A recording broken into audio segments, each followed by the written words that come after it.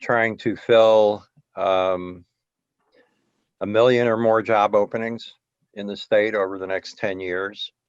She also serves on the governor's workforce cabinet, which is a group that's dedicated to shaping education and workforce training for a 21st century workforce. And before she joined the state, she was the mayor of LaPorte, Indiana. So she knows a little bit about community engagement.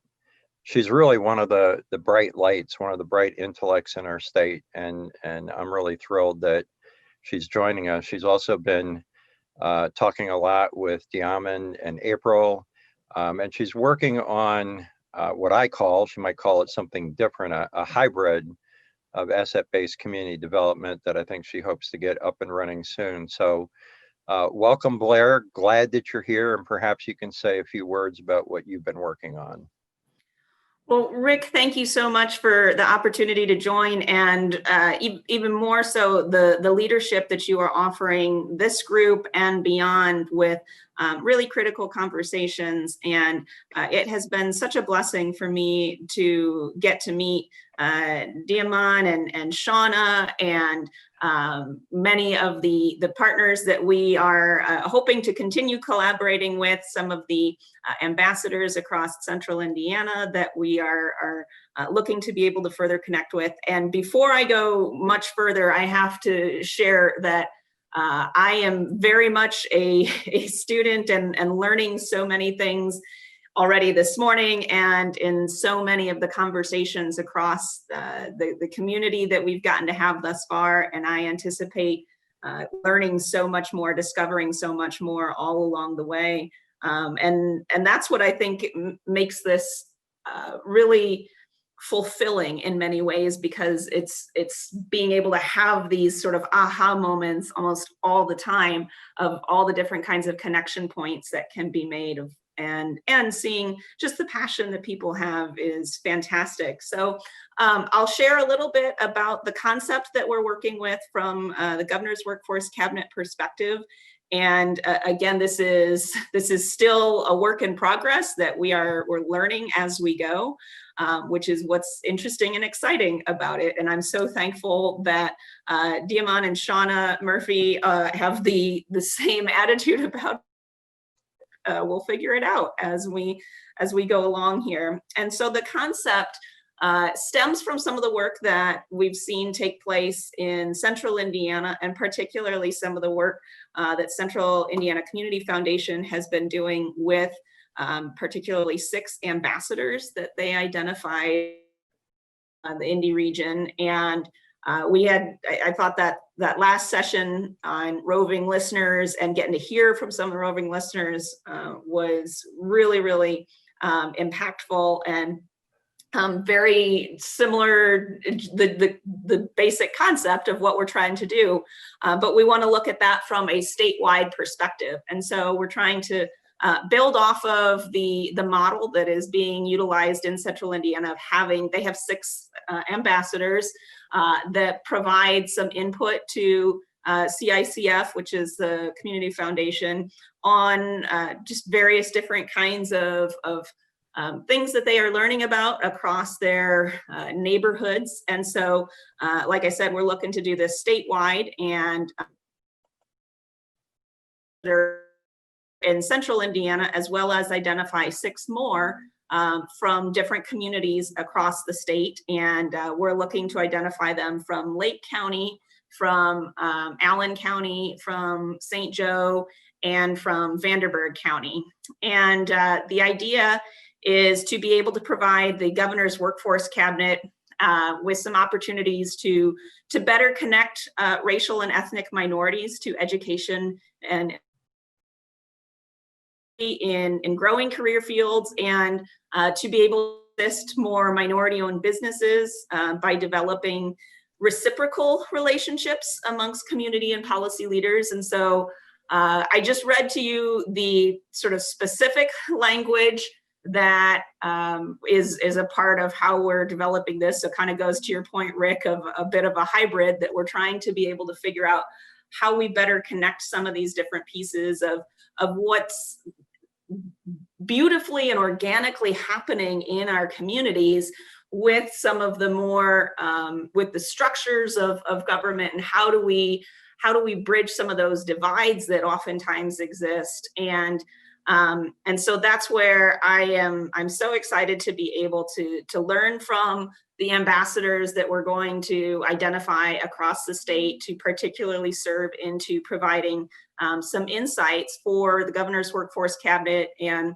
one of the first things that we're going to be doing is providing some feedback to first the policy committee, and then the cabinet itself is providing recommendations that the governor has asked for from the cabinet specifically on how we improve opportunity and access for individuals of color to education and employment resources. And so this is all part of the effort to think about, and I am such a fan of the book that Pastor Mather wrote, and Diamond and Shauna are superstars within, as well as many others, where he talks about not just involving people, but being involved with people, and thinking of what does that look like from a governance structure, and how do we better identify what those assets were, and what the assets in our community are for being able to connect people up to education and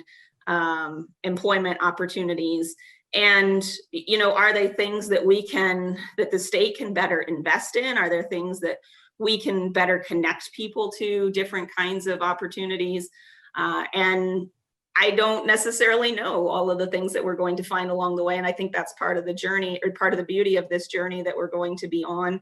I can't wait for us to get started. We're embarking on an anticipated at least year-long endeavor of being able to connect with our ambassadors and continue learning from them. And as I've seen so many different things that the Learning Tree puts together, the is that the individuals share some of what they're learning, what they gather can vary in a wide variety of ways. So some of my role will be trying to be able to gather that feedback in the mediums that they find to be most impactful, and be able to share those, and also kind of help do the government side of translating some of these pieces in the ways that we still communicate, but find ways to bring that this way of gathering insight and the true beauties of what's happening in our community, all the awesome people that we have in so many different places, but we just don't always see because we don't always ask the right questions. And so that's kind of our approach that we're taking right now, and happy to answer whatever questions I can at this point. But I think I probably have just as many questions as you do, and that's kind of the point of what we're discovering here. And before we get into questions, which I think we should ask Blair some questions since we have her, I should mention that Blair and I've had conversations with Diamond in April, and Blair too, about government's role in this. And when we get into a discussion here shortly about structure, that does make it kind of interesting, because you have different levels of involvement in this. So a couple things that I wanted to say. One is, you'll notice that the first work that the states can be doing is in communities with people, of color and ethnic minorities. But I get the sense in the discussion we had with Blair that she's very interested in spreading this out across the state in some fashion, and moving it beyond the first, I guess we would call them pilots. The other discussion that I had with Blair that it was really important to me is this whole trust thing that we talked about earlier today. And she's aware of the fact that there are a lot of people who don't necessarily trust government. And the sense that I got in the conversation with Blair is, number one, she recognizes that, and number two, is really committed to figuring out how to build trust so that the state can become an absolute essential resource as we move forward with these kinds of initiatives. And I believe that is the case. I see Blair nodding her head, so I don't think that I went through a curveball at her. Not at all. And I was just going to say, I mean, this question of trust is one that fascinates me and on a lot of levels, because I feel like there's a lack of trust in a lot of different areas. Government is one of many institutions that I feel like there's been a lot of change, and there's certainly been a number of things that have happened that have caused trust to be broken, and or for trust and relationship just to not be there. And like I said, government is one of many institutions that as we think about society as a whole, then I'm consistently thinking about how do we help people build those relationships to feel trust with one another, to feel trust with institutions that play important roles in society, and in order to have them continue to serve the different kinds of functions in a wide variety of capacities. So I have the opportunity to serve in the government sector, and so this is, and I have a certain passion about how government serves all people, and in order to do that well, there has to be trust amongst all the people that it should be serving. And there's just a wide variety of reasons as to why that trust and relationship doesn't exist or has been broken.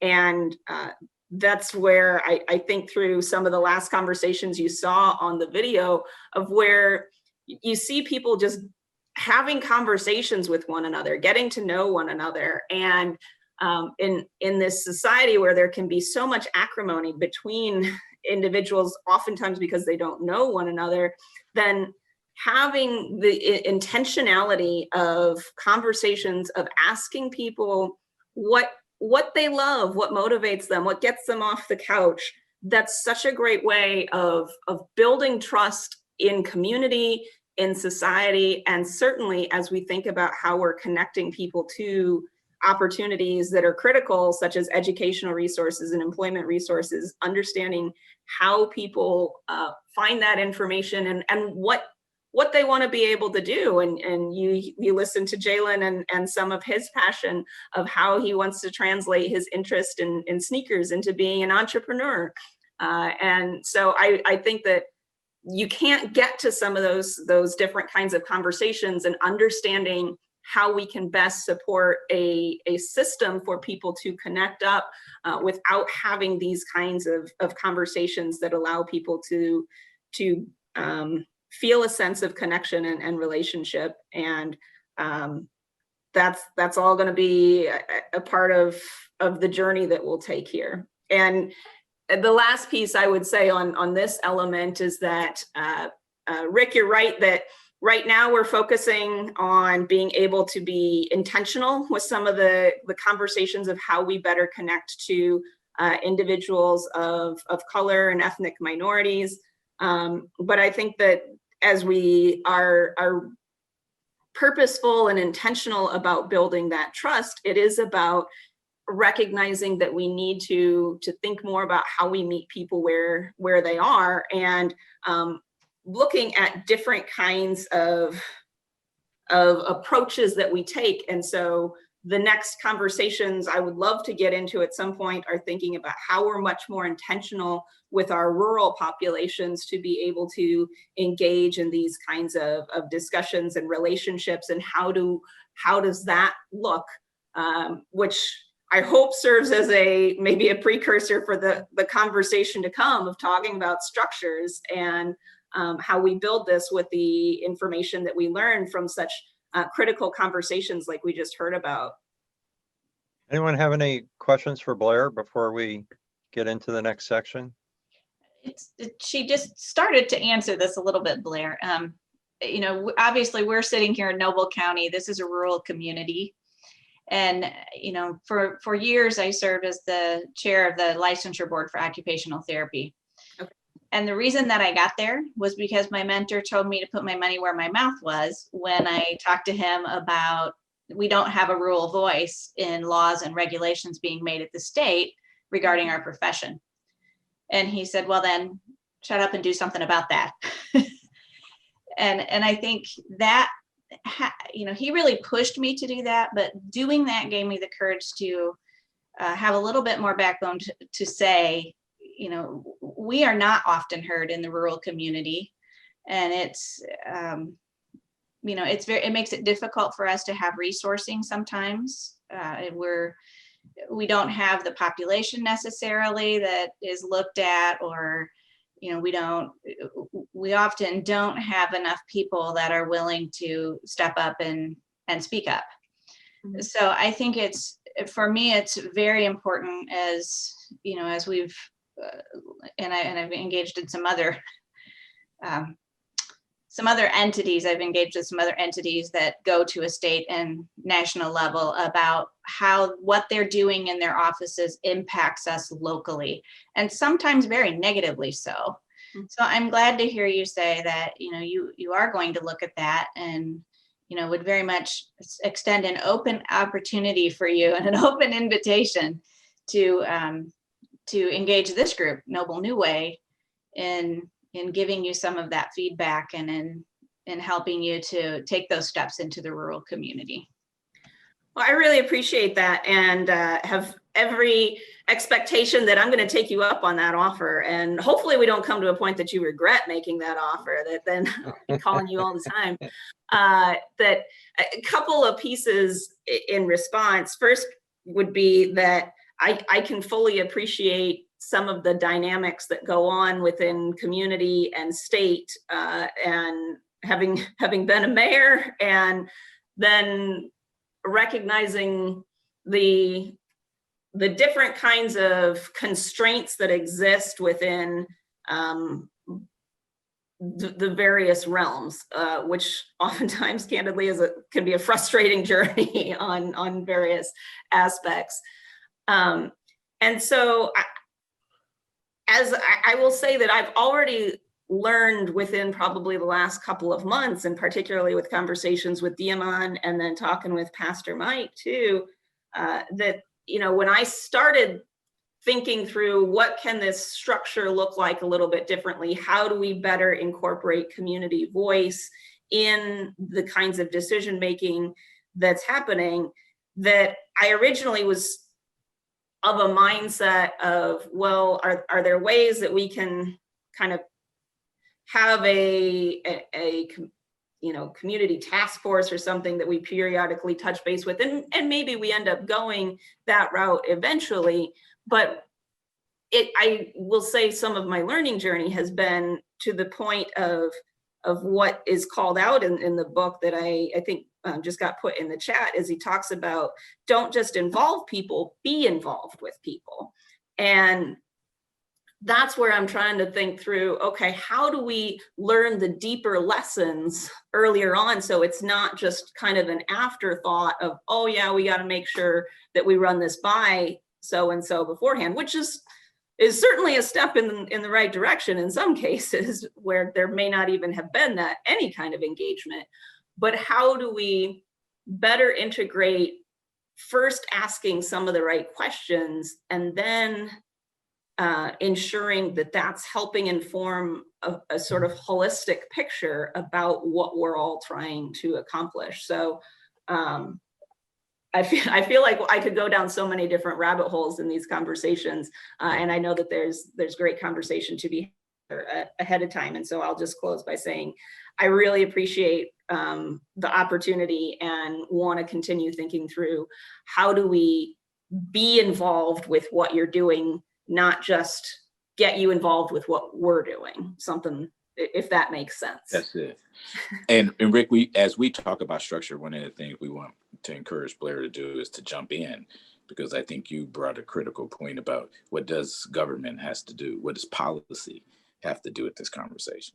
Well, and I think someone else brought up earlier, it might have been Megan, who talked about the hoops that have to be jumped through on how things are measured from a government standpoint, which kind of flies in the face of what we're trying to do here.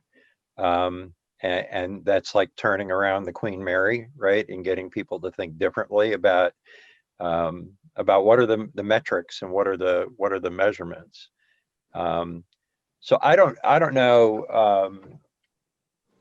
Diamond, I don't know if you want me to start or not, but my biggest question in all of this has been, and I think it's probably the question that a lot of people sitting here today have. Someone asked it earlier. How do you do this? And what is the structure? Because the way this thing is designed is it's designed with a certain amount of organic influence. And what we are used to is we are used to having a top-down approach with mandates that we have to meet. And this is exactly the opposite. This is how in a community do you get the community to run the show. And so I posed that question to you before. I'm going to pose that question again. I'm probably going to have some questions too. Is it, for instance, how is government involved? How are the influential people in a community involved, or should they be involved? Should they get the thing started and then the community takes it over? In the case of Indianapolis, it was a church that sort of led it, and it's a church that, in many respects, continues to lead it. It continues to be a central point. But we've also had discussions about, well, maybe a church may be problematic because some people may walk away from it because they don't want to be involved with something that's associated with a church or associated with religion. So the answer to this question falls in your lap. It's all you, Guy. It's how do these people in on this call take this? I think everybody understands the concept. That's right. But how do they take this and make it happen?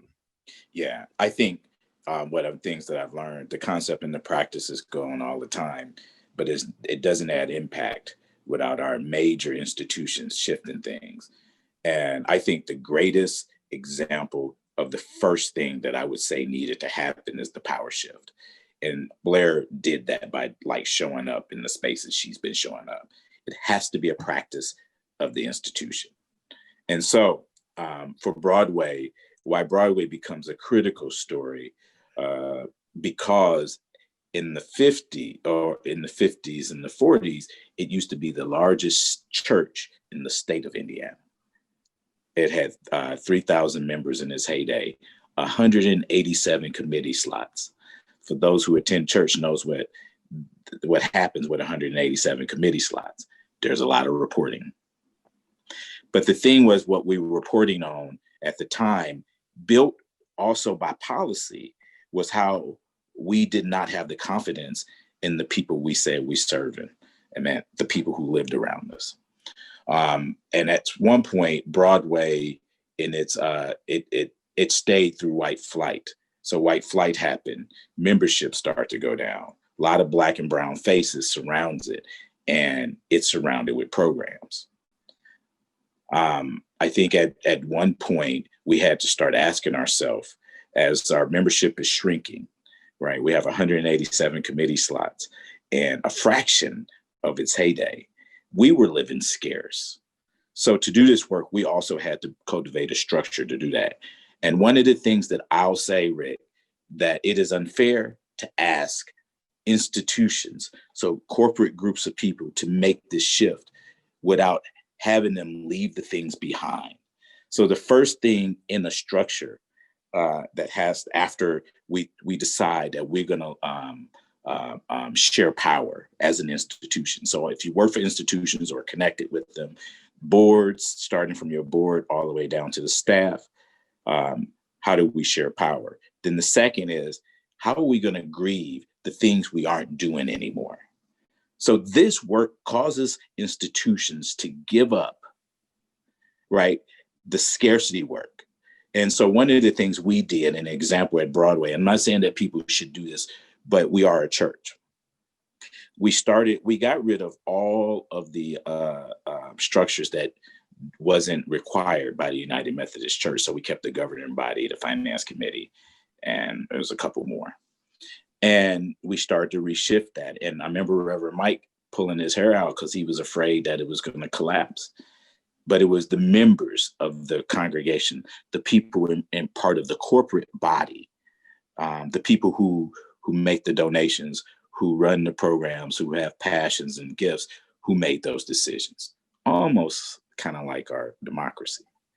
So we started on Sunday, not doing anything new, but using the structure we had in place to take a moment in time to bury and grieve the things we weren't doing.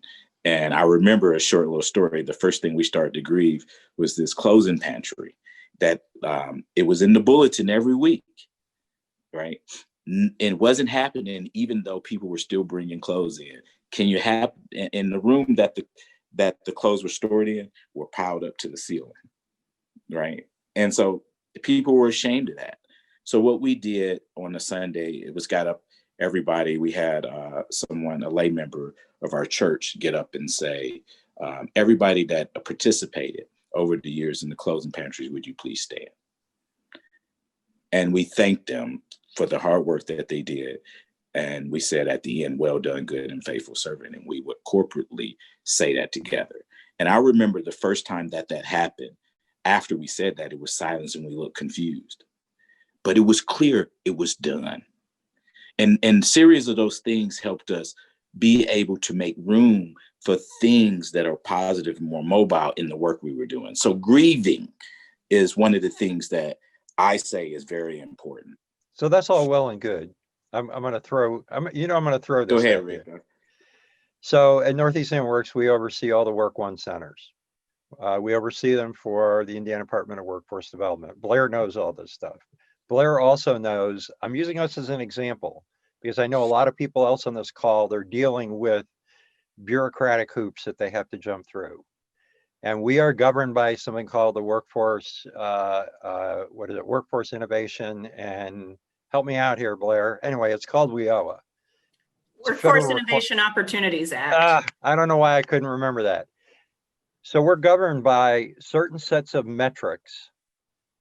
And I have to be honest with you, those metrics, if you were to look at them, probably look at negative things and need, and probably people who walk into those centers, we require, not consciously, we require, thanks, Angie. We require that the people basically tell us that they're not doing well, right? What I like to call it is we re-victimize people. We make people come in and we make them prove that they're in a world of hurt. And then if they prove it, then we give them something. So I think, I'm not saying it was difficult at the church, but now we're talking about bureaucracy that is so embedded at so many different levels. How do we deal with that? So I think I just talked about one, you can't do it without getting rid of the old things you have. And you know how long it took us to grieve everything? Like we got down to where it was always done that way and everybody laughed and cheered, right? That took 6 years in a small organization. And so what we also say that this work is 100-year work, because the structures you're talking about has been created over time, right? And they're very mechanical. So for an example, I was at the Kettering Foundation in Kettering, Ohio, and I was listening to John McKnight and Edgar Kahn debate about structures. And I remember Edgar telling John, I said, you know, that the structures our institutional structures are made for manufacturing. And he said, those are square structures. There's a schematic, there's a way you do it. And if you deviate it, things go haywire. But they're not made for humans. You know who built those structures or those cars or those things that we manufacture as humans? And they're much more fragile, right? Much more not as predictable at times, especially when some of those monkey wrenches get thrown in the way. And he said, what we need instead of square structures of the 20s and 30s is we need blobs. And so my son's a molecular biologist. He teaches at Purdue right now. And I kind of went back to him and said, hey, are organisms structures? And he said, absolutely. He said the things that our bodies are so much more complex than a schematic. There is a schematic, but there's things you cannot predict. in a short amount of time. And he says it takes time to do that. He's building some protein for Alzheimer's. And he said that one of the things about structures that they have to be created so it can change. And if I fail at my research, the best thing that happened is it can be passed over time. The thing that I did most is I can build that. So how do we shift and change those structures? Right. So So I'm gonna lead you to that because I'm gonna ask that question. But I know that you got a big grant down at Indy, and the metrics and measurements that you used for success are going to look like they came from Mars. But I just want you to share a couple of them to show how different it looks when you change the measurements. It's absolutely. So to set that up, several years ago, I was with the top executive at a local hospital who've been good friends, also former United Methodist pastor. And I'm always going to introduce people to him. And he says, "Hey, how come you don't ever ask me for money?" I said, "Because your metrics are wrong." I said, one, theologically, you know that deliverable is not promised, and you can't even promise a deliverable. So I won't ask for money. And he says, "What way would you ask for money?" I said, "If you make that measurement discovery." And that happened for me, that realization over time. So in that discovery, I talked about time, the 100-year work. Everything that's happening that I'm about to tell you, that was not a mastermind of mine, right? But it was a group of people that created a culture and a structure to do something. And first thing was relationships. So Blair mentioned the Central Indiana Community Ambassadors. So our little, consultant company, communities consultant company, has the learning contract from that. So over that, we have roving listeners kind of out in the city. And one of the things during the pandemic that hit was this idea of CARES Act money. The first round of CARES Act money was $30 million in the city of Indianapolis for rent assistance. Seeming like a good thing, but one of the things that ended up happening is that people were complaining how they couldn't get through the system. So tasked to, through a relationship, we got introduced to one of the deputy mayors, and he would join the calls with these ambassadors. And they gave him a hard time talking about how this process don't make sense, it's not centered. And he'd come back several times. And one day, one of the ambassadors asked him and said, he showed up a map where all the poor people were. And they said, "You know, that story tells me if we saw all the dark blue spots, meaning that's where people need the most rent, tells me two things.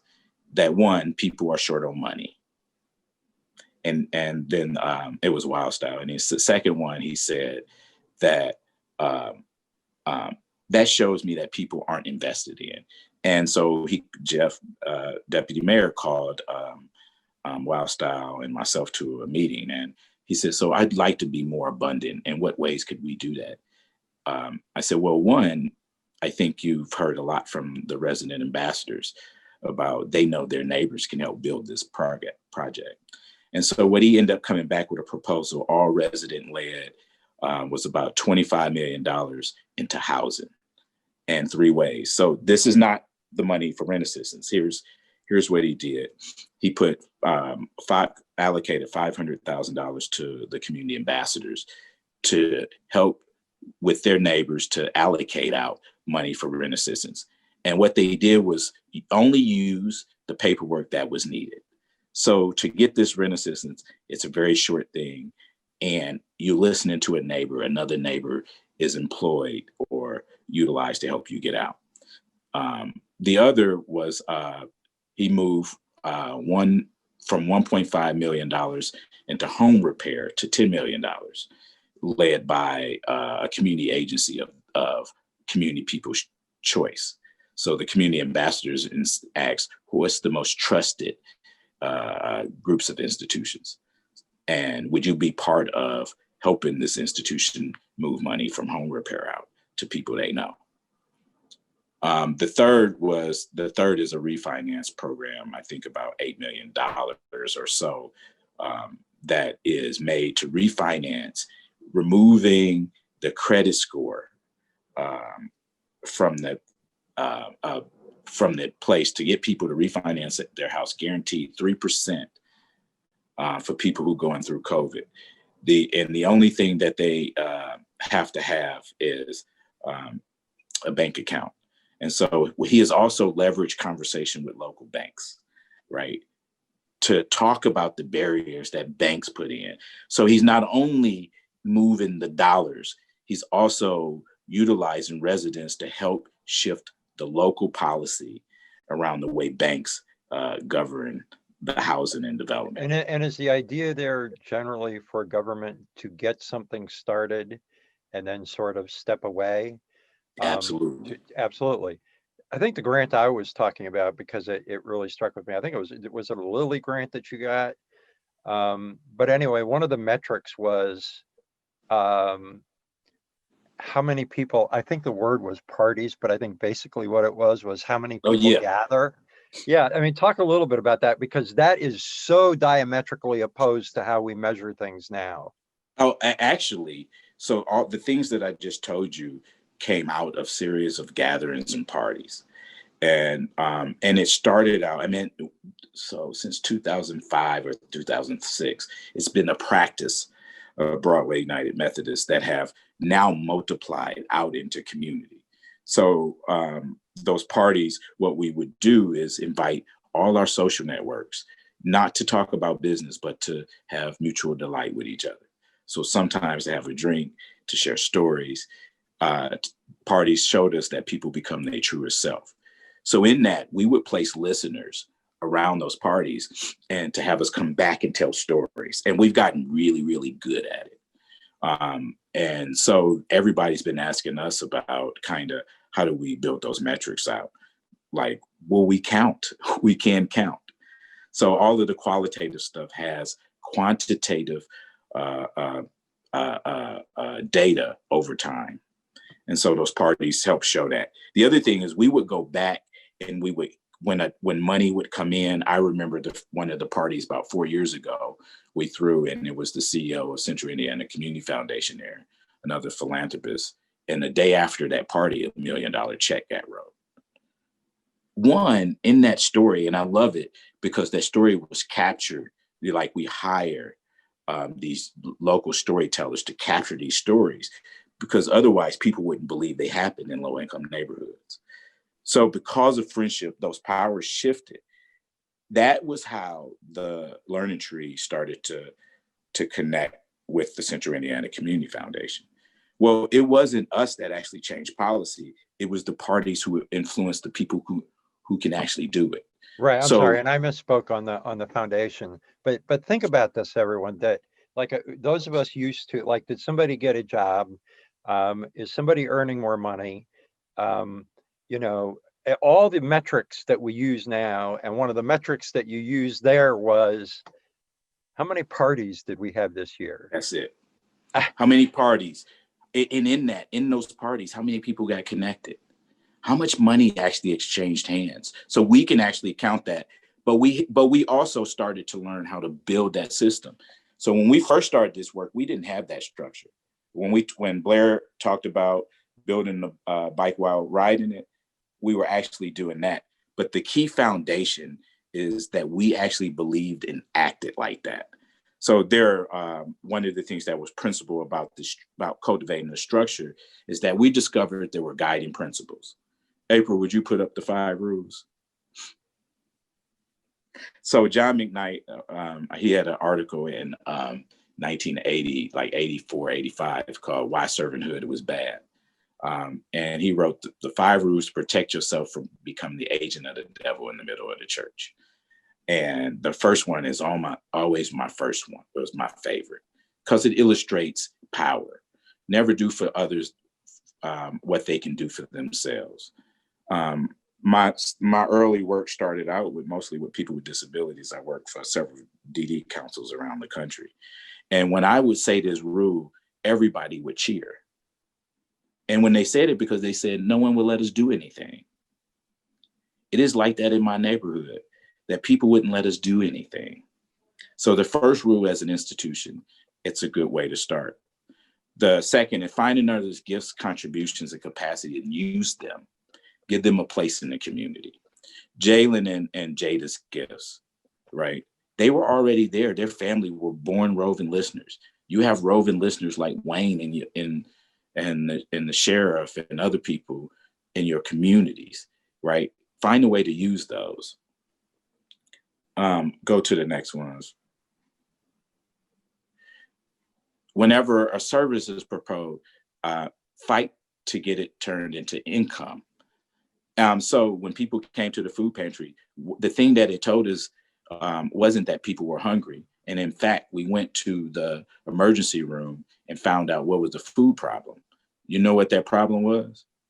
Diabetes and hypertension. It wasn't people starving.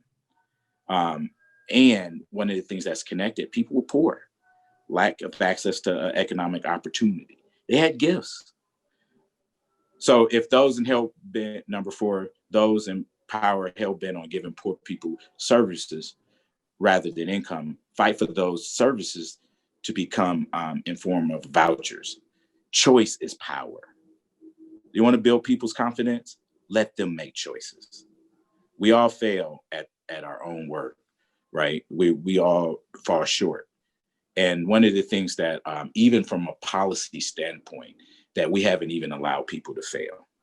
And in fact, some of the Nobel Prize winners for economics, me, Wildstyle, Pastor Mike, and a couple more people took a learning journey out to visit them. And they said that they add that that poor people are penalized for failure and people with means and plenty are supported, right? And he gave a story about him being he's from Mumbai, and wrote I forgot the book he wrote, but Poor Economics. And he said that he watched kids in the lower social class, when they failed school, they was put back. And they made an excuse for his family because of social things. And number 5 is practice hospitality. Now, I'm not saying that you use these. We started with these and we created the ones that fit us, but we kept a lot of the meat in this because we were curious about how do we use the gifts and talents. And that is the question we have here. And remember, we don't, in language also in structure is important. We stopped using needs-based language. And at one point at Broadway, if somebody used the word in a meeting, the word need, we booed. And it was interesting, it was funny, but it was the reminder that we start with gifts. So language like we empower. We don't empower people. People have power. The nature of just big old giant church in this formerly low-income neighborhood showed that it had power. So one of the things our jobs was to do is to shine the light on the power that is in community. Yeah. And when we talk about money, right? Money, we shouldn't talk about money as it's such a classist thing. I was thinking about how we often talk about financial literacy and training. There's a mother of 10 that lives across the street from me, and her bills are always paid. She got 3 kids in college, right? She's a grandmother, and still low income. And to me, one of the things we started doing is, if this is true, we went and knocked on the doors of our neighbors in about 4-block radius and changed the question. And we asked them, how much money do you give away to your friends and family because you love them? And you know you will never get it back. And they would start answer these questions. And what we realize is that low-income neighborhoods, once we start to change the structure and the platform, they become philanthropists. That's how we know who to put the money, this $100,000 in the hands of, right? We built a structure for people's gifts to be useful. So we're sitting here in Noble County. I see this up on the screen, removing barriers, but we're sitting here in Noble County. And the question, this is a simple question that probably shouldn't be simple and probably has a complicated answer. But where do you start? Where do you start? Because we are also, I'm just going to speak for others here, and if they're not like me, then I apologize. We're so linear focused, right? Mhm. It's, you start with this leader who talks to this leader, and eventually, you know, it grows into something. Where does it start? In your case, it started with a church. Yes, I think everybody's in a different place, and I'm gonna pick on Blair for a second. One of the things that I've been watching Blair, where she starts with, is that she start with noticing where her power lies, right? And the idea of just the name, when you say the governor's workforce cabinet, no matter where you go, imagine plopping that person in a low income neighborhood. I remember first meeting Blair, and she was so gracious at moving away her power, the barrier of that image of having that power to build relationships with people. So in government, right, in her space, she's starting there. Um, the other place you all are starting at, Rick, that is a very powerful place. I think we started there, is the learning journey, right? Groups of people willing to learn what learn their own power and visiting things that might excite them to be more imaginative. That's a start, right? So I'm saying that any of these places, I personally started, my grandparents started, right? What started it for the church is friendship between Mike and I when I was in South Bend, right? It was his in your own self, the 3 feet around you. How do you shift the paradigm in your own relationships, right? So whether they're your private relationships, that's not part of your vocation, and you start not just asking the question, but holding those to your neighbor. What is that person's gift? What can I celebrate in that person? So self is that one place to start, and that's what I appreciate about Blair doing that work. But the other, be prepared to not to finish this work. Like a lot of the things that the unintended consequences, and I'm more developed now than I have been before, but this idea that be willing to share all of this knowledge and this culture and pass it on as a practice in your community, right? And so Jalen and Jada are just one example of that. But there are many examples of that all over the city of Indianapolis. And I personally had to let go that any ownership to that. And so that is key. The other is having good people around you. So people call me an administrative nightmare, right? And I am very well connected person. Don't have a high school diploma, go through depression. Everything you can say is wrong. But one of the things that I find value, I put people around me who develop me. Not the word training, develop. So Shauna Murphy, even though she sits right next to me when we go to church in the pews, right? She's been friends with Mike longer than I have been friends with Mike. So friendship, we should look at that. That is a blob white structure. Look at the people around you. Noble Way, I feel, is doing that, right? That's what you're building, this trust with each other, discovering your own gifts and assets, taking learning journeys, and you are putting people around you who help develop you. Questions? Blair, you wanted to add? Did Blair want to add anything? She there? Says she's there. It said that's okay. We'll go to questions. Shimada, they don't have any questions. If you're all a little like me still at this point, which I suspect you are, we have started it. Noble New Way has started it. We've started this. But the next question is, what's the next step, right? And who leads that step? And my guess is that at some point a decision has to make, kind of like jumping off a cliff. And that's kind of where we are, right? These discussions are great. They're fantastic. But at some point, we need to take that leap. And so anyone else sort of feel that way too after hearing everything that you've heard thus far?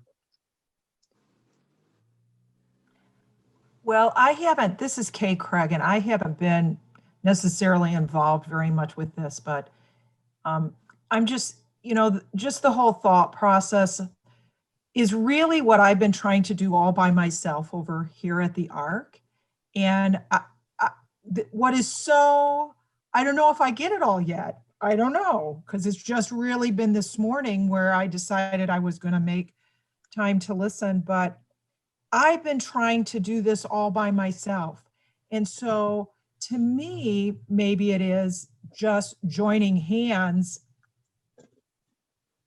and all of us understanding what we're all trying to do by ourselves. For me, that's what I feel, because when Angie put up, what did you put? These issues are the reason we stopped accepting state and federal funding. What keeps me going is how do I move away from my funding sources? Because when I move away from my funding sources, then things happen. And That's a good. so maybe just understanding, like I say, I'm new to whatever y'all been doing, but I think there's so many of us out here trying to do similar things. I don't know what that means. Well, I like your I say you do know this work, based on the comments you made earlier, you know this work. But I think one of the things I was thinking about the ARC has had in the past, our John Dickson, is a good friend of mine, used to run the ARC for the state. And he often comes to the parties, right? And I was just thinking one of the things you might, like who's gonna join this with you in your place at the ARC? Like what connections around the state or around your community would start to join this practice? Who could you have cyber lunch with to start talking about this, right? And what other connections may this group in here have and support? So the coalition building becomes super important. Yeah, and I would just, oh, go ahead. I was just going to point out about moving away from, state and federal funding. I would tend to look at it, well, I understand why some people might, but I would also tend to look at it differently. And I think Blair was extremely transparent and open today. It's an asset. It can also be a liability. I think moving forward, what we have to look at is how can those sources of funding support, whether it's financially or whether it's in practice or policy, how can they support efforts like this? Absolutely. So I don't know how you feel about that, but I don't think we should be turning away resources. We should be including them and, and figuring out how do we include them and how can they be helpful? And I think the big question is that the way I've even been part of federal projects, April's been part is really moving one, International Museum and Library Sciences, but rules can be shifted, policy can be shifted, but it's all about how we have trust and relationships. So I think locally, why the money can be moved, that much money can be moved, is one that Jeff had built a relationship and became vulnerable and said, city government ain't as imaginative. So he started putting people who were very imaginative around him, right? And he started trusting the few relationships that he had in community. So funding can be shifted and shaped. The other is because of you all are very connected in your respective communities, on your boards, you can start to shape policy, or in the community foundation, start having those conversations. The community ambassadors here now write the rubric, right, for a specific set of grants. So they remove barriers in the 3 grants that the grant that they created was the first grant was the Neighborhood Relief Fund, and it moved into something else. But the only rules was treat people with dignity, believe them, right, and make sure money flows into the hands of people. I'm not saying that you do this, but what happened, why that was able to happen because we were being intentional about shifting policy by having lunch and dinner with those who make those policies. And I want to add here too, the reason that we stepped away from the particular funding that we have or had was because it was keeping us from, it was a barrier for us moving in this direction. We kept bumping up against it time and again, trying to get outside of the normal box of one-way giving. And finally had to come to the conclusion that if we were really going to do this, we had to take some risk. And you know, that's something that goes along with this. You know, we talk a lot in our, well, I think my staff is all on board here. I think they know that when it comes to change, you know, we're willing to try things. And you know what, if it doesn't work, we don't call that a failure. We call that a building block or a learning experience. And, you know, for us, it was not a decision lightly made to step away from funding sources that were keeping us from moving in this direction. And I was fortunate to have a board that that supported that decision and understood that decision. Not to say that down the road there may not be something else, but for that point in time, we couldn't move forward if we kept what we had. So it was that letting go that we talked about earlier that had to take place.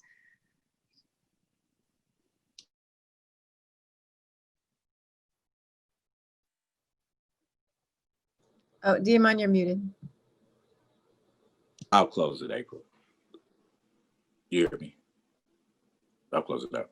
But one of the practices you can do, thinking about people you work with, friends, you all put some money together in a pot.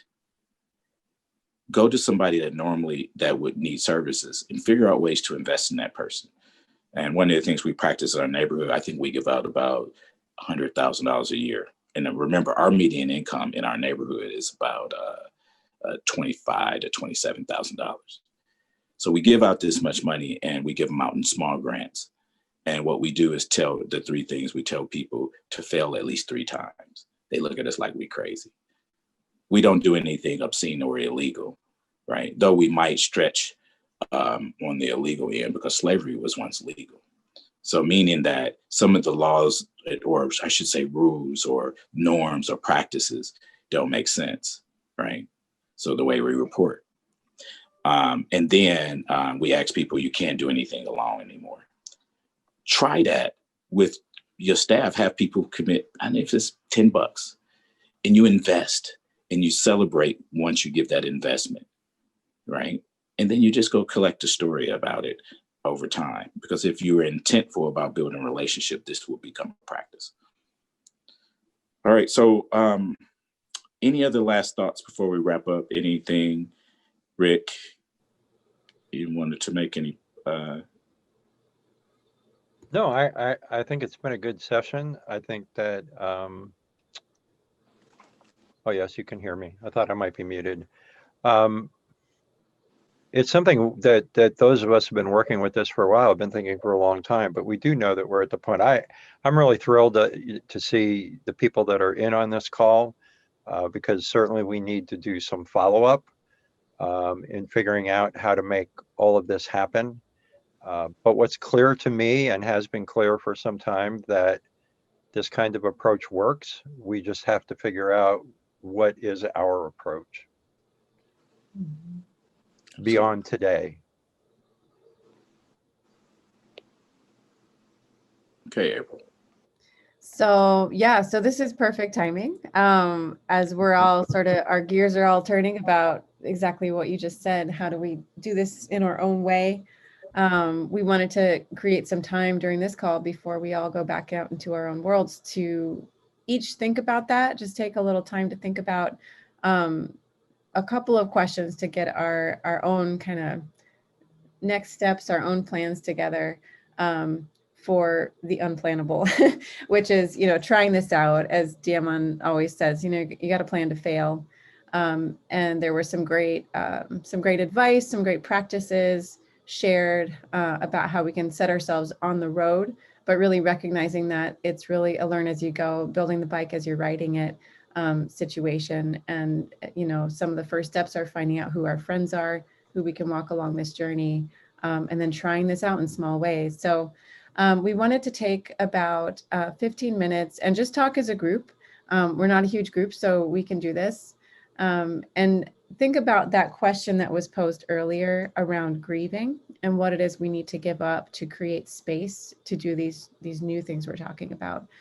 So the question we wanted to put out there and talk about as a group, ignore the notes here on the bottom of the slide. We're just going to stay in a large group.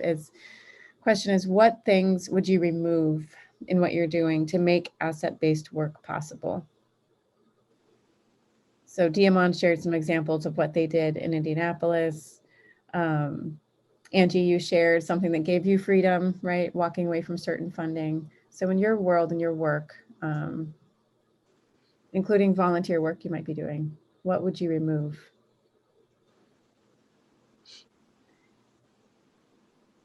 And take about 2 minutes just to think about that on your own, especially for us introverts. That can be helpful. You can write it down, draw it out.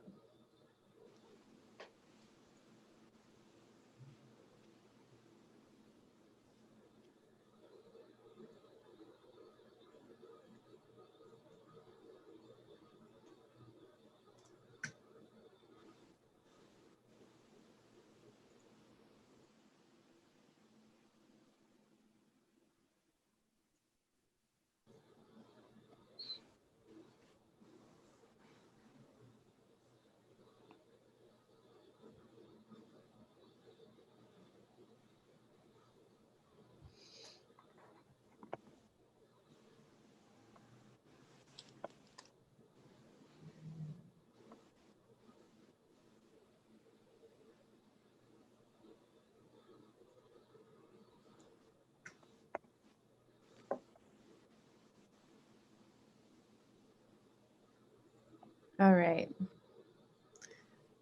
What did folks come up with?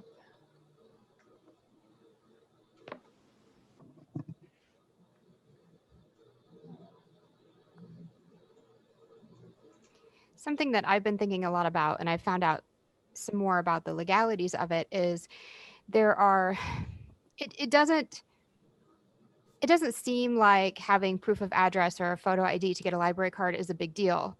But, we've talked about this in our nonprofit groups, and, I think Angie's brought it up that they have some funding to help get people IDs, because it's not as easy for people in the community as some think it is. And so, I was looking at, can we give out cards for people just to use digital resources? If somebody moves into the community, how can we get them a card right away if they don't have a utility bill or something like that? And, I found out that state statutes don't allow that. If we started doing that, then we could potentially be prosecuted or something like that. It was kind of scary once I found it out.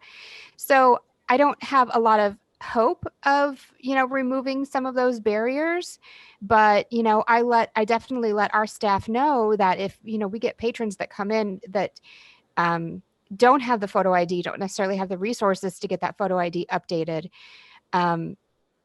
that, the Common Grace has that opportunity to assist them with that. And is that still going on, Angie? I know it's been a while since we talked about it. Okay. Yes, it is. And actually we're putting some structure around that, because the money we're able to use is Salvation Army money. And once we have our program, or have a way that will work with the BMV, because that was our barrier, is getting them to accept that Salvation Army check. Now that we have that done, the Salvation Army is asking us, well, can you teach others how to do that? So we're hoping to make this move. ID is just critical to so many people for so many things right now. And it's very difficult to maneuver, especially if it's state to state. So yes, we are not only still doing it, we're still working on how we can expand that so that it can help more people. Yeah. So for us, it's not as much about removing a barrier as it is finding ways around the barrier to make sure that the people in our community who need the service are getting it and who can benefit from the service. Thanks, Jenna. So what else would people remove? What can you see now that's in your power that you could remove from what you have to do to make asset-based work possible? One of the first things that came to mind for me is just to remove some fear. My program is totally federally funded, so we have a lot of federal regulations, around what we can and can't do, and similar to Jenna by saying, like we're not allowed to do some of these things. But I think with Head Start and as a program and people being in this program for so long, we just take it for what it is and do what we can do instead of, being real advocates to, it's like we're afraid of losing funding or we're afraid of, things like that. So I think if we can remove some of that fear and advocate for some of the change that we see our communities need, then I think that could go a long way. Mhm. That's A great- lot of us talk about those, the way that not just federal funding, but the way people have things set up that kind of create barriers. And I think Angie had brought up banks, that they're having a conversation with local banks that have reached out to them to kind of change the way things are happening. And that's really already happening kind of in our community. We have kind of a restoration, which has relationships with the banks. So as they I'm losing the word, revamp the houses. As they do that, then they can sell them to people who may not otherwise be able to afford a house, because they can work directly with the banks. The banks understand circumstances, are helping them get the right kind of loans, educating them about, how to do things. So it's really, they're removing a barrier for home ownership for a lot of people. And, banks have a lot of rules and regulations, and some of those are, the ones that can are being brought down so that they can make this happen in our community. So it's great to see that. Mhm. Yeah, and I love the point about fear and blending that with just being more open about advocating for this work, and whatever you are able to try, just talking about that. Sometimes we think these have to be giant sweeping, moving that the giant ship, like Rick was talking about, moving that 70 degrees. But even if you're able to move some small thing in your power and see something from that, you can celebrate that. And I'm a perfectionist, so I often hesitate a lot, and even just in seeing something that I've accomplished or been able to see something from when I acted on the kinds of beliefs we're talking about. So sometimes it's so important also to have those good friends around you and build that crew that can help you see what you're accomplishing too. So for all that was kind of, it started out at the church. And so my wife was super happy when I started working, but it's like it'll pay bills. But one of the things that I had realized, reflected on what April said, I was doing all these trainings all over the country, and I wasn't happy because the neighborhood around me was there. The good thing about it is I had a lot of social networks. I'm talking about large, and that was unintended. I didn't know. I started to discover that. So I actually needed to put people around me, and that's why we created the learning tree. So all my neighbors that are part of this are my business partners. So, and they make a good wage. I live what I say. They make very good money, but they give 20 to 40% of their income back. I say this because that has been one of the things that has carried this work. If it wasn't for the people around me, the people that usually go to get services also discovering their power at the same time I'm discovering mine. That sense of agency is there. So this sense that how do you utilize people's gifts by just changing the question on your intake forms, right? I love it. What Jenna was talking at the library, right? An opportunity. Librarians get to know people, and they automatically know people's gifts and talents.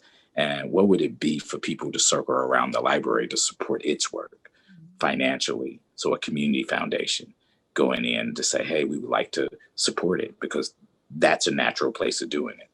The other thing is when you start to leverage, the reason why we were able to leverage the dollars in support, because we leveraged our own. We counted as residents, right? We only have that power to count our capacity.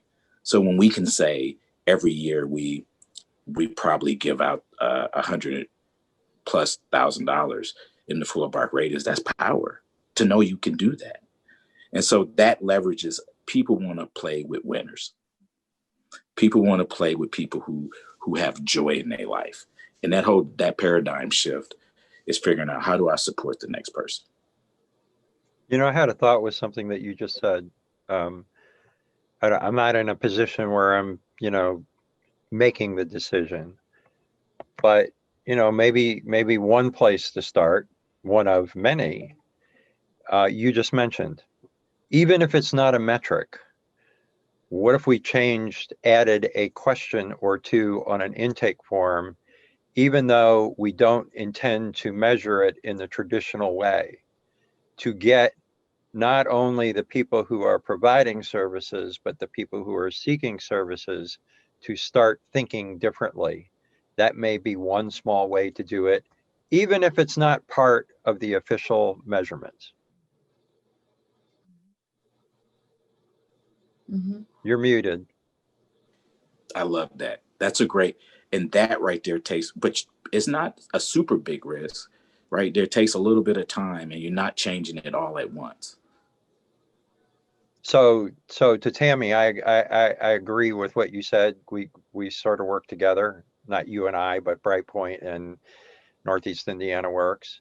And you're absolutely right. I mean, there are some hoops there that have to be jumped through, but I'm just kind of wondering if maybe in an unofficial way, we can start moving in that direction until we can convince, the big giant monster that we all have to work with, that maybe there are different ways of doing this.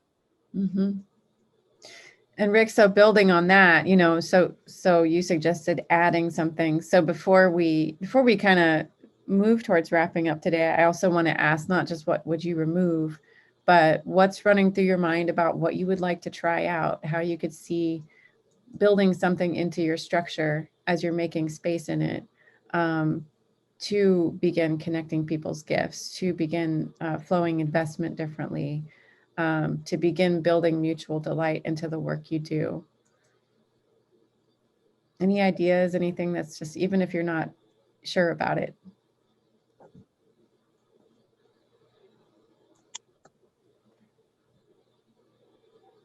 Yeah, hey, throw something out there. Doesn't have to be official. So one of the things that we had started doing before we ended up not being able to have people in our building and having to have them come in one at a time, we had this great little seating area in our food center where people were beginning to build relationship with one another. And we had these 2 bulletin boards that we just put up. And one said, what could you teach someone else how to do? And the other one said, what would you like to learn?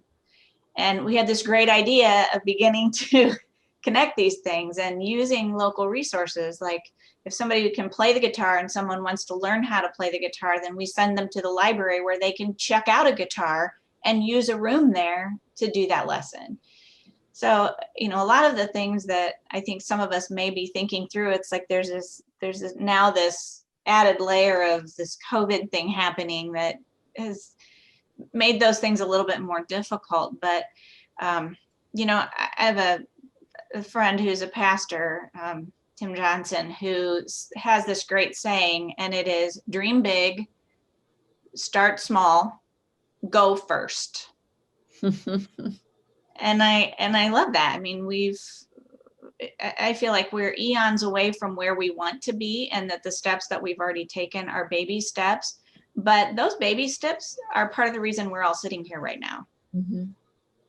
So I don't think there's any step too small or too insignificant for people to think of. So don't be afraid to think, even if it seems like it's small to you, it might be completely impactful on another person's life. I think sometimes we just have to talk about it. I mean, we have our Noble New Way group and we talk about it a lot amongst ourselves. And, I made the decision about a month ago to go to another organization that I thought was making great community connections and discuss it with them. And, they didn't realize quite the ability, I guess, to make connections that they had right there, in what they do every day. And, we discussed some ways that they can take the opportunities that they're creating right now and invest in people, connect people's talents with those people who are looking for that talent. And I think they really had their eyes open to what was possible. So I think, just us talking about it more, less amongst ourselves and more to other people, I think is a really great way to get us started in the community, because, word of mouth works great. Mhm. Jenna, that's a great point. And having that balance of having that safe group you can talk things through, and having someone new. Diamond, I liked what you say about, just being committed to sharing, being open to sharing. Yeah, a little practical thing as an institution. Blair is actually doing this, right? Because she did what Rick just said. I mean, not necessarily adding a question, but she's very informally added a new practice in. And so one of the things you could do is hire somebody in your community, preferably hiring somebody that is either a good connector, a good listener of gifts and talents, or a good celebrator, right? And hiring them to be in the place and figure out, like, how might they help you? So the question is, what is it that this person can teach you that you didn't already know? And so that's what Broadway did. They found the resources, they had the connections, and you all have that type of connections at some point to figure out, maybe it may take some time, but create a new position. That's formal, informal practice. All right. So if no one has any other burning thoughts, we wanted to move into hearing from New Noble Way. And I just really want to celebrate you all again for this amazing community practice that you've built, starting with each other and then just opening it up, inviting other people in. This has been a really amazing conversation of just mutual learning. So I wanted to invite you, Angie, to share your commitment going forward. So when I came back from Aurora, my head was spinning probably about as much as yours are all spinning right now, and really it took a while for us to come to a point of deciding what did we want to do as Noble New Way. This is not the direction we started out in. And we came to a moment where we had to decide, are we going to be done here at this table? Have we done all that we were called to do? Or is there something more that we can be doing? So we came to the conclusion that, this work is too important to just walk away from it, to not tell other people about it. So what I want to give you is our vision and our mission and our pillars for Noble New Way. So our vision is to walk alongside Noble County neighbors who are ready to make positive changes. Walk alongside. Don't do things for them that they can do for themselves. But you know what? Sometimes there are things we need to take another step forward. And maybe one of us with our connections has that tool that they need to step forward. So we share that with them. But when they need it, we don't try to take control of their journey. Our mission is a dedication to the promotion of asset-based community development principles throughout Noble County. And I think that's even beginning to go beyond our borders without us really having that intention, but it looks like that might be happening. And our pillars are exciting. I mean, I think our pillars are exciting. And they are this: to learn, to create, and to engage. We're learning everything we can about asset-based community development and about our neighbors. So, it's always learning from one another. We never have all of the answers. So that's one of our pillars, to always be learning. We're creating techniques to promote asset-based community development. This webinar is one of those techniques. We're engaging Noble County residents and entities in ABCD initiatives, and we're engaging our internal resources, those things that come across our table as our connections grow, to support our community with statistics and connections and whatever it is that we can bring together at our table. So, my question is, what's on your table? What do you have around the tables where you are every day that you can bring to this work? We would love to hear your thoughts moving forward. So be on the lookout for a response form that will be getting out to you. We want to give you some time to think about this, and we'll be asking you some questions. And remember, there's a landing page, and I don't know if, Jenna, can you put that landing page back up for us again, the Noble New Way landing page, where you can go to keep an eye on what's happening, to contribute to what's happening. We opened this up for a reason. We didn't just come here to tell you about it. We're inviting you to engage in it and to learn from it and to create your own avenues wherever you are. So Jenna's going to put that up for you. Angie, did you still want to do the commitment share? I would. If you know already what you might do, then you please share that with us now, and please let us know what you're thinking. And if you want feedback, if you want to get involved and have us connect you with other things that we've learned, we're certainly happy to do that. So what are you thinking right now? Where might this go?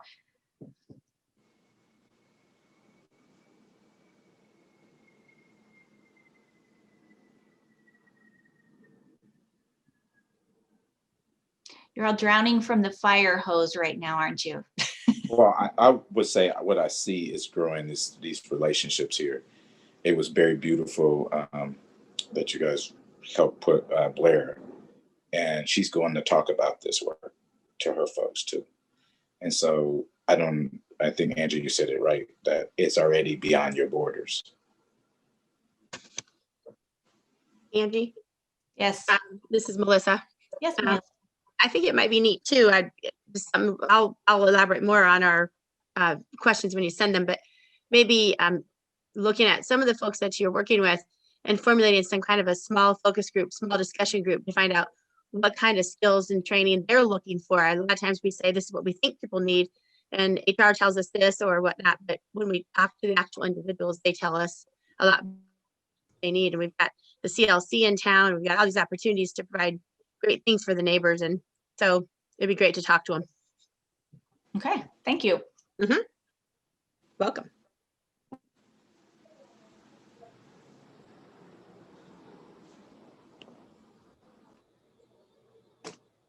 Anyone else?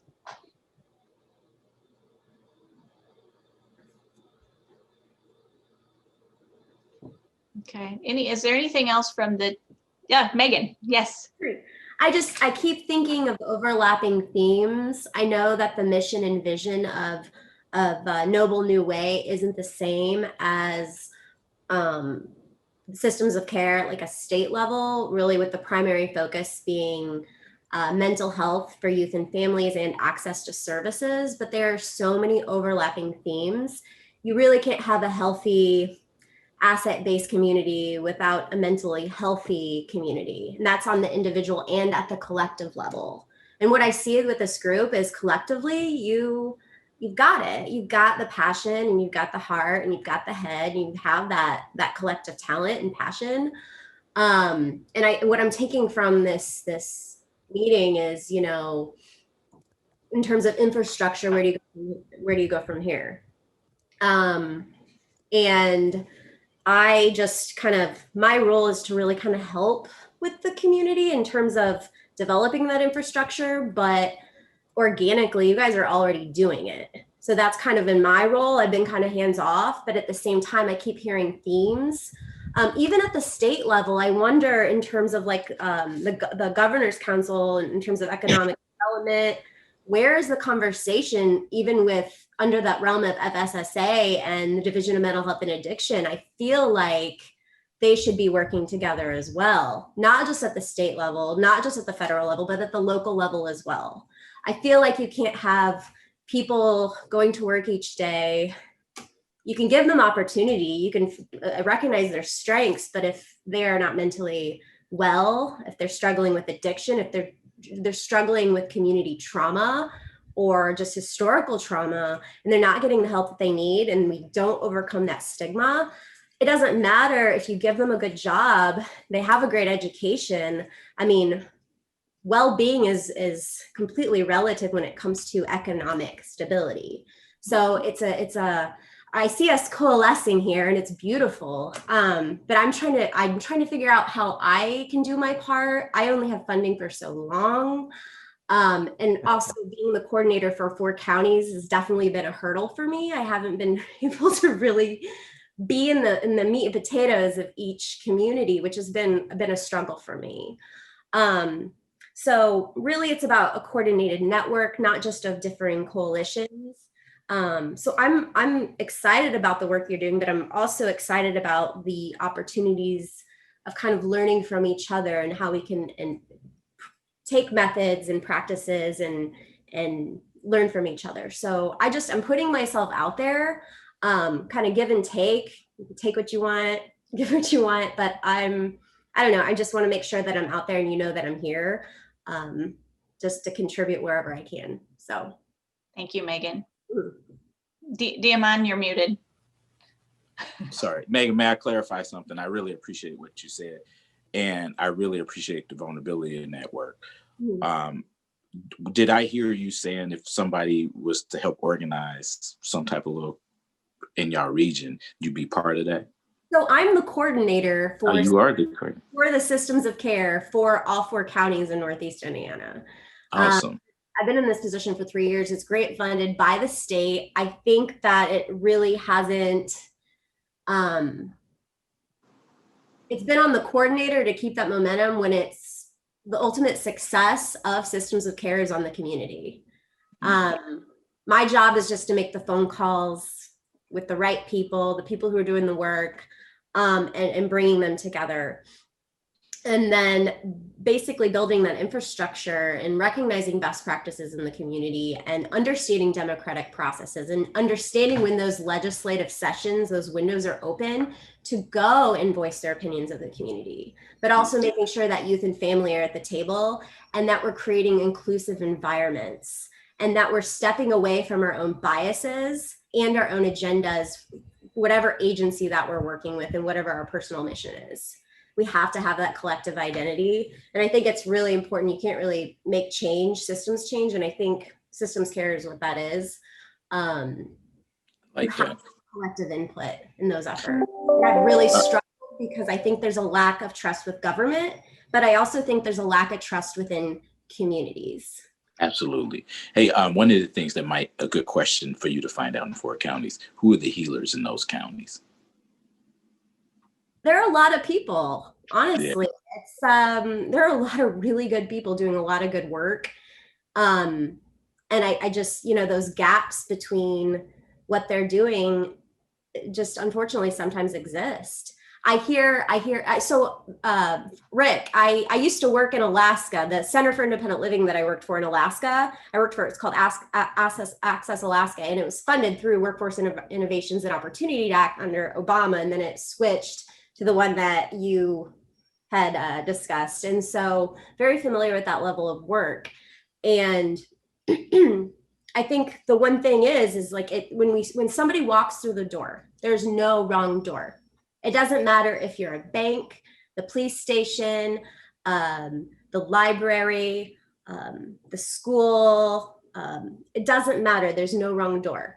And so when that person walks in, you're able to recognize what are their immediate needs, what are their emerging needs, and then and then go from there.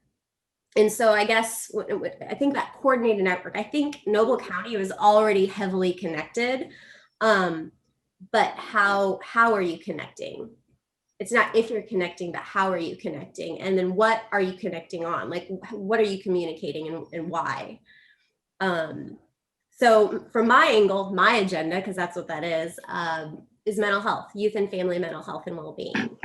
So if somebody's coming in to get a job and you recognize that they're not doing so great, if they're struggling with addiction or they have family, just whatever it may be, how do you prioritize their needs? And then how do you go from there? Sometimes getting connected to the right therapist, or really it's up to them too to decide, but connecting them to the right person to start off on the right foot. So So I don't see these, Megan. That's really all great stuff. Alaska, huh? I always wanted to live and work in Alaska. I don't see these as exclusive. mhm, I see these as working side by side. So yes, mental health is mhm, a significant issue, mhm, and I'll just be, honest about this. About 30 years ago, I had some issues with mental health too. So I understand the importance of mhm, mental health, but I don't think that they're exclusive, which is to say, people who are suffering from mental health issues, if they are given opportunities to share their gifts, that might be a partial answer to helping them in the place where they're at. So I see the services that we provide can work hand in hand. I don't think that they should be separated, right?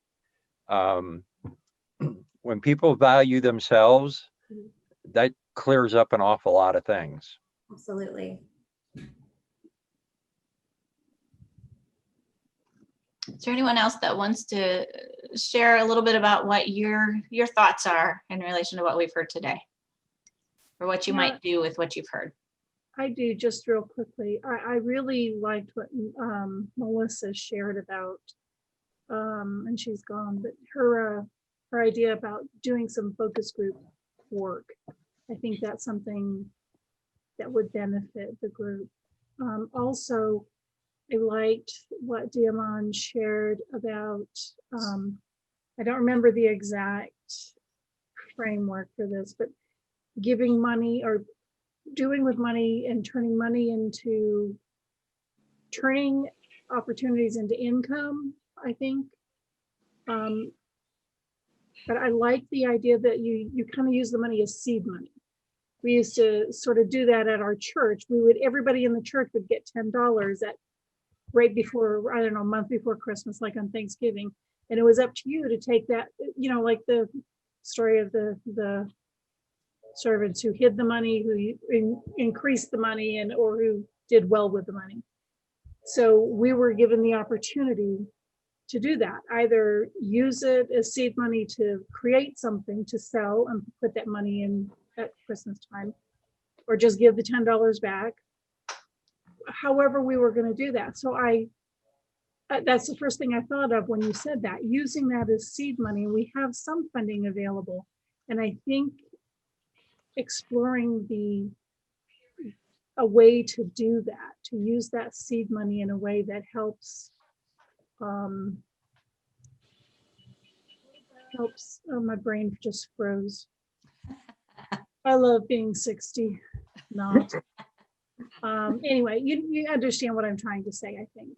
Yes. Yeah, that was right. That's right. That's good. I was just thinking, one of the things that, an example, it was probably a 3-week process or a month process putting a contract together. But one of the things they kept knocking out, I remember, Blair, we kept going back to her, money must flow to the hands of people we hire. And the people we're hiring are the people who, one, are good and engaging, but they also people who don't have money, right?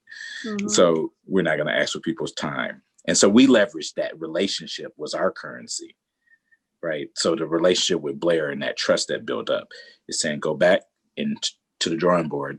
How can we put money in the hands of people? And so that was the great thing about that contract too. And all the timelines went out the window. By legally, it's supposed to be in by December, but we're going to carry it on. I didn't make that decision. That the connection with Blair, her power, her social network, she leveraged that in our relationship to do that. Mhm. So I think you all have that capacity. Yeah. Becky, did you have something you wanted to say? Well, I'm sorry. I kind of had to miss for a little while to go take care of my drug-free meetings. So I've missed a little bit of this in it. But I really feel like when we look at that video of where Wayne was at, I don't know how we actually do it, but his bravery and standing up and doing that is enormous. Mm-hmm. But even more than that, his pride in self and what he is able to do for his little piece of his community is I don't know how to duplicate it, but we need to help him share it more. And because I think that's you finding those connectors, like he's a natural connector within that community. So we just have to work harder at finding those connectors and then supporting them in a way that makes sense. You know, whether that's connecting them to Max so that they have a little bit more knowledge about what being a security guard is all about, or what exactly it is. But I think those are where we have to go to, is find the right people within those communities that we are trying to draw out the assets from, because the assets are already there. We just don't know who they are. And I've been really quiet for all this meeting, so I am really proud of myself. Oh man, Becky, but you was right on time. What a very powerful.